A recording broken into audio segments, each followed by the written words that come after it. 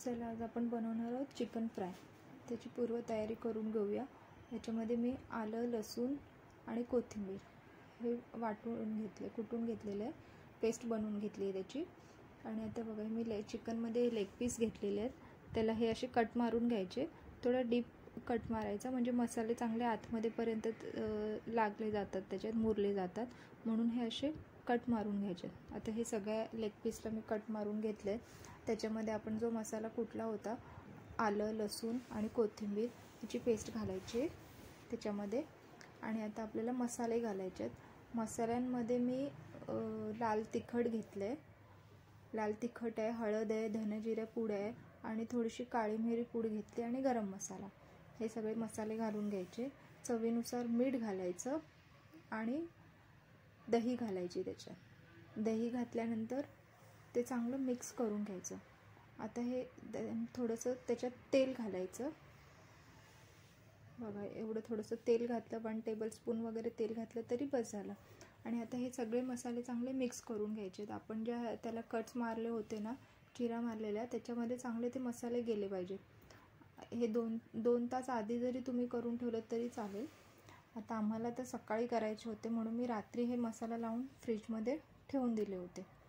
हा मसाला चांगला व्यवस्थितपणे त्याला दही, सगळे मसाले, आलं लसणाची पेस्ट हे चांगले लावून घ्यायचं। हे बघा अशा प्रकारे।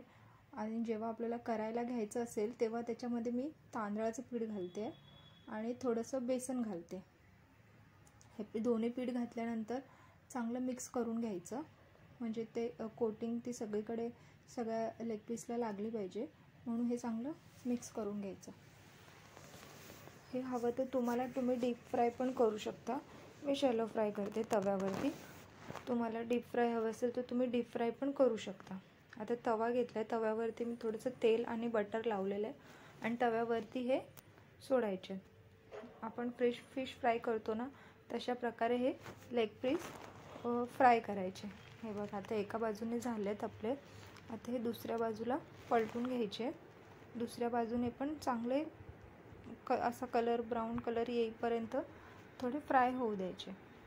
मंद गॅसवरती करायचे, म्हणजे ते आतमध्ये पर्यंत शिजले पाहिजेत। हे बघा अशा प्रकारे आता हे सगळे आपण पलटून घेतले।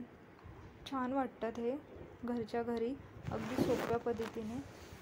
बाहेर हॉटेलचे खाण्यापेक्षा आपल्या घरच्या घरी हे करून तुम्ही खाऊ शकता। हे बघा अशा प्रकारे हे मी लेग पीसचं केलेलं आहे। तुम्ही बोनलेस चिकन आणून पण अशा प्रकारे तुम्ही फ्राय करू शकता। साहित्य तेच घ्यायचं आणि अशा प्रकारे तुम्ही फ्राय करू शकता। नक्की करून पहा, टेस्टला कसे लागतात ते कमेंटमध्ये नक्की सांगा।